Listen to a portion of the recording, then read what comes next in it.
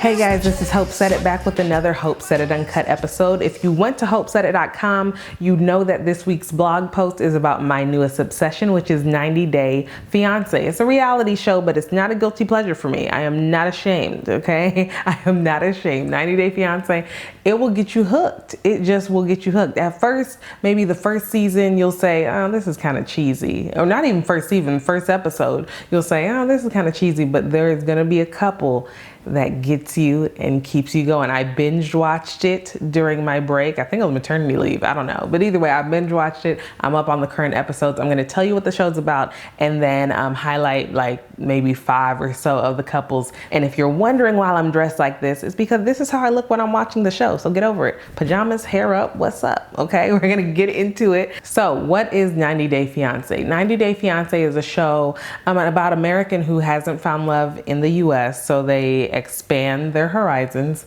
and went ahead and found love overseas, probably usually online. Some have been, visiting a country and then just seeing the person in the country, but most of them have been online dating sites. And then what happens is they like each other. The premise of it is to the K1 visa. With a K1 visa, a foreigner comes to US soil, and within entry of the country, you have 90 days to get married in order for that person to stay. So there's people, they're finding love, their lovers overseas, bring them to America, and within 90 days you have to get married. Crazy, right? Well, TLC has gotten a jackpot of a show with that premise, okay? And let me tell you why I started watching it. I thought it was not even a show, but when I was on social media, I saw this clip. In Nigeria, couples, we put on a matchmaking outfit, They just look at the print. It's beautiful. You don't bring out the dress. Just you can maybe bring it out, but don't wag it. Don't wag it. Okay. It looks embarrassing to her because she's fat. Okay. I'm not fat. I'm fat, Michael. Really? No. What the? I just. Babe, I didn't mean it. Don't get mad, okay? Please. No, it's fine. I'm not mad. It's how you feel, Michael. No. I'm fine. Just stop. What? I didn't even think this was real. I thought someone was doing a Nigerian parody show or something like that. So I said, you know what? I'm bored. Let me just watch this 90 Day Fiancé. And what I discovered was that it's not just about Michael and Angela. It's about a whole bunch of people. So you're following maybe 5 or 6 different couples throughout the whole season. It was ridiculous. Michael and Angela were my favorite though, in their episode because of the ridiculousness of it. Angela is very much his elder. Obviously it was a connection for me because Michael's Nigerian. So, I was rooting for Michael. Some people are probably like, you know what, Michael's a scam, this and that. Listen, Michael, you kissed the lady, you deserve that green card. I don't even want to know the reason. Get your green card and get on American soil. So Angela and Michael met online, and obviously Angela is twice the age of Michael about. So he got himself a sugar mama, basically. They fight all the time. Angela had actually visited Nigeria, I think twice right now, probably twice. And just in Nigeria, mind you, okay, so Angela is, elderly woman. She's a bigger woman. She smokes, in Nigeria, you don't do cigar. So that's already a ding. Her in Nigeria, that should have been a show in and of itself. It just should have been a show with Angela in Nigeria. But they fight all the time. Michael, she doesn't trust Michael that much. It's a whole thing. I'm just rooting for Michael to get to America because they break up on and off all the time. Michael, get to America. Donald Trump, make America great. I love the words, I love it. I think in the blog I said I was going to do one couple off of each franchise, but the franchises kind of shoot off each other. Like there's 90 Days, 90 Day Fiancé, 90 Day before they were married, 90 Day What Now, 90 Day The Other Way, which is a new one that I'll talk about later. But either way, there are just so many, and a lot of the times the original people from 90 Days are the ones on the other show. So I'm just going to talk about my all-time favorite couples. So after Michael and Angela, I have to talk about Mohamed. I have to talk about Mohamed. Oh my goodness. Mohamed and Danielle. Let me just show you a picture of them first. Like, I was watching this with the sound off and I was like, what's going on? This girl know good and well. And that's why I started watching them. Danielle, what do you know? You know good and well. Listen, I'm not saying anything, but just off of my rating scale, and I did talk about that in my Christian dating podcast, so go back to that. But on the rating system, you guys are not equally yoked. So, you know, I didn't even think of anything of it. You could be a sweet person. Okay. But I mean, it was just very scamalicious. First of all, Danielle is broke. Okay. She can barely pay for her, lights to be on. She has 2 kids, but she's funding a foreigner to come and stay with her. That's like thousands of dollars. And then she's talking about she can't make ends meet. And she actually lied. So she lied to Mohamed and made it seem like she was okay. She was stable. She had money. She did not. Okay. So Mohamed got catfished. That's what you get. He got catfished, came and lived in the US, and it was not hot. I mean, they were struggling. Mohamed just found out about some past due bills after our cell phones just got shut off. Now that he knows how bad my financial problems are, I'm afraid he'll want to leave to go back to Tunisia. Why you didn't tell me that you have problems before I come here? Why? Because I was scared that you wouldn't want me. It's not about scared. That you wouldn't want me if you knew the truth. What you did, it's mean you're lying. Yeah, it was not going to work out. And he was looking for the first ticket to another woman's house after meeting Danielle. Their interactions were just, what? It was just so weird because you could tell that he wasn't really trying to be close to her, but she was all giddy and trying to be close to him. Even on their wedding day, he did not give her a kiss because it was Ramadan or something like that, I think. And he said, you know, that's not what we do in our culture. But just the way he said it was just so cold. He didn't even, you know, try to just pet me on the cheek or something if you can't get jail. He just said, I can't do it. It's Ramadan. So that was mad awkward for the people in the audience in the wedding. It's just the warning signs. She should have seen the warning signs that, hey, he's not feeling you. He's just like, hey, you have money. And then it turns out she does not. So I think they both got catfished. I think he was like, oh, I look good and I'm going to use you. And she was like, no, I don't have money, so I'm using you. He left and he wanted to stay in the US. She tried to get him deported, all that stuff, but they got a divorce ultimately. So Mohamed and Danielle, my goodness. Oh, and then on the tell-all, which is like the reunion at the end, Mohamed was talking about, oh, Danielle has some feminine problems she has to take care of. It's too much. It's too much. Another couple who made the list, Nicole and Azan. Oh my goodness. Azan is from Morocco. Nicole is, I don't know, from some state here. And she has a daughter, cutest little girl. And she has been strung along by Azan for years. And she will not have it. She will not realize it. She has no money. Here's what trips me out about people on 90 Day Fiancé. Half the time they will be broke.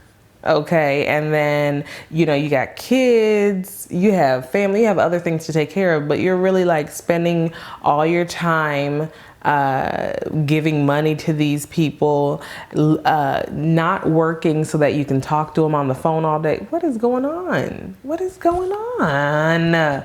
Stop it. Nicole, she's like 24 or something, been talking to Azan, who's from Morocco, for a while. Azan is a funny character. I don't not like Azan. It's just that he's shady. He's shady.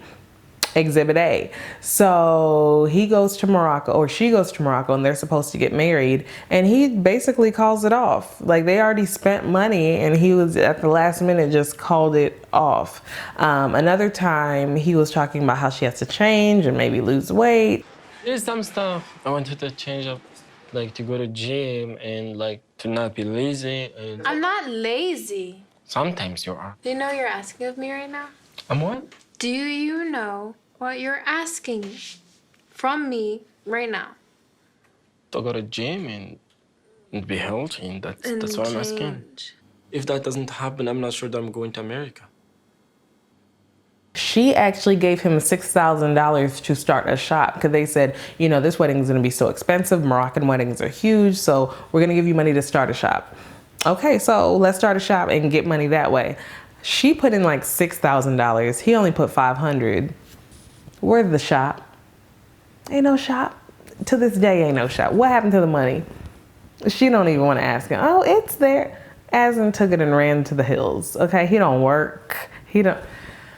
Oh my goodness. And then people have been contacting her family and saying, you know, hey, he's a scam artist. She doesn't believe anything. He could himself say, hey, I don't like you. And she'll say, oh, he's just jet lagged. It's ridiculous. Nicole and Azan is just something else, okay? And did I mention how she has no money? I promise you, she lives with her mom. Every time she saves money, she'll want to go and travel to Morocco or go and travel to another country where they can meet. Keep your money, okay? Keep your money. You have a daughter. Put it in a college fund. Hello? But anyways, and that takes me to, what's her name? Ashley and Jay. Oh my goodness, that was a hot mess. So I could have told you Ashley and Jay wasn't going to work out because Ashley is like 30 something. Jay is 20. Jamaican Jay.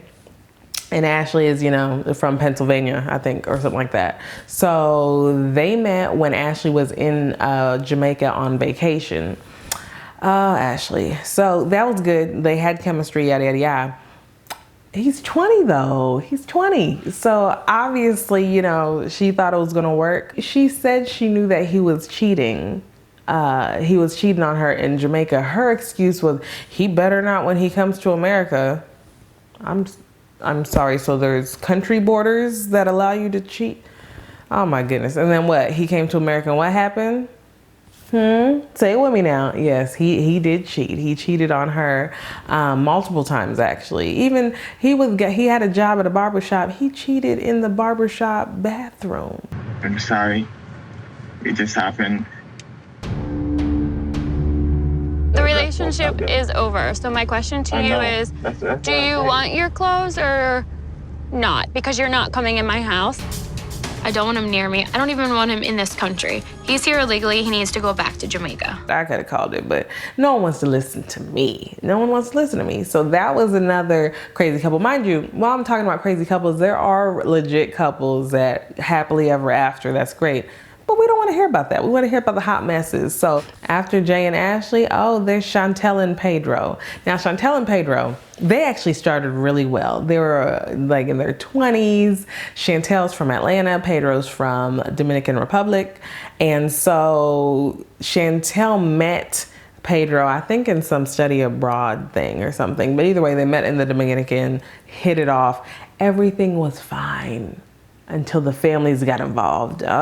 So they come to America on the K-1 visa, but Chantel doesn't tell her parents that it's a K-1 visa. She lies and says that Pedro is here on some like student visa or something like that. So her bright idea is like, let's say it's a Monday or Tuesday. Her bright idea is to get her family together and break the news that they have to get married within 90 days, like 2 days before the visa expires. So it's like a Monday and she's like, well, I have a secret to tell you.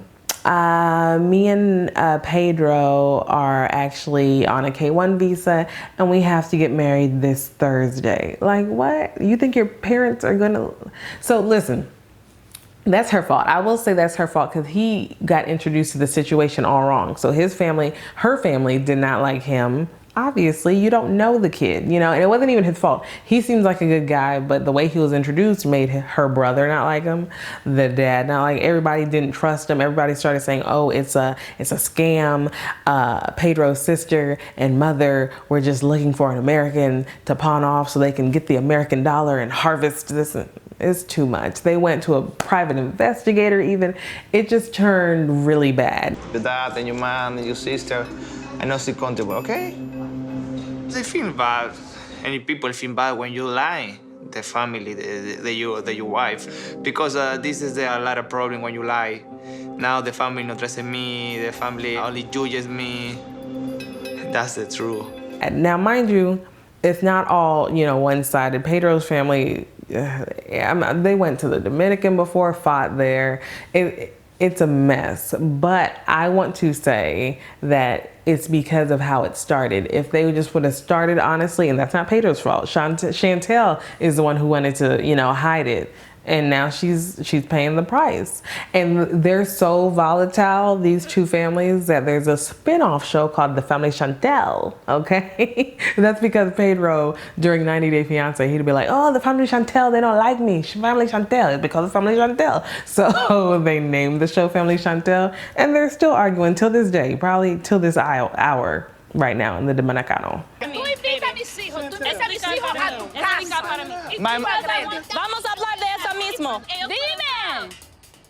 My mom know how like mercy. My mom's like eagle woman. She wanna fight. My mom wanna fight too. So there you go, Family Chantel. So I talked about 90 Day Fiancé. I have to add a bonus couple, which is from the 90 Day The Other Way. 90 Day The Other Way is basically when the American goes to the other country. So 90 Day Fiancé is when the foreigners come into America. Other way is just the American moving to the foreign country, either because they don't have enough money to get a visa, or the foreign person just says, no, I'm not trying to move, come to me. So, there's just different reasons. The one that I will highlight check it out. But the one I will highlight is Jenny and Sumit. I think his name is Sumit.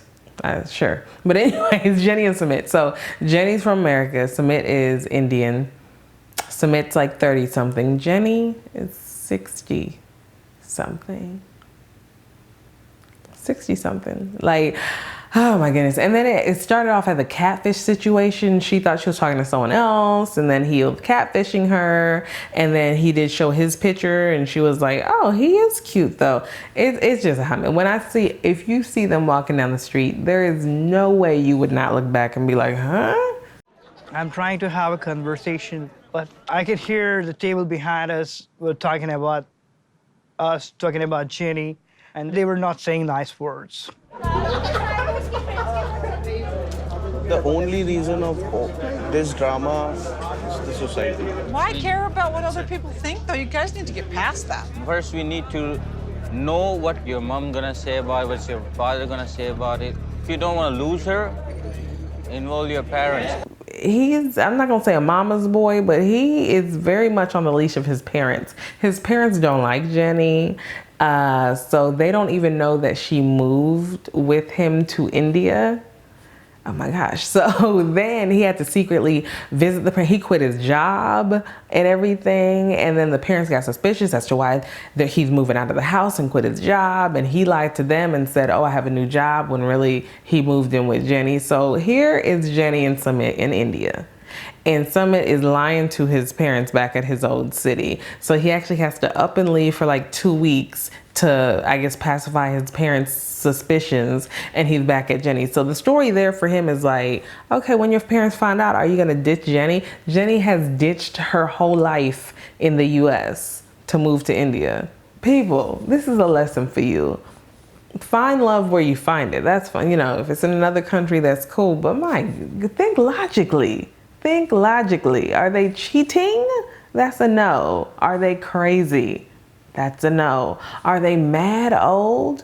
That might not be a no for you, but that's gonna be a no for me, dog. I think I finally found the one woman that I've been searching for all my life. Her name is Maria. She's 28 years old, and she lives in Ukraine. Maria and I communicate every single day. And then she sends me these little videos, and she's given me pet names like Big Daddy, my husband. I can't wait to be with you. Love you, my husband. Do you think she's sending those videos to anyone else? I hope she's not sending those videos to anyone else. 90 Day Fiancé, I'm like giving them free pub. It's on TLC. One comes on Sunday, Monday, either way, just look it up. And you can read a little more about it on HOPEsaidit.com, because that was this week's blog post, remember? Thank you so much for watching Hope Said It. Follow me on HOPEsaidit everywhere at HOPEsaidit. HOPEsaidit, okay? I will talk to you guys later. Y'all have fun. Bye. My country Julie. Oh, it's still on.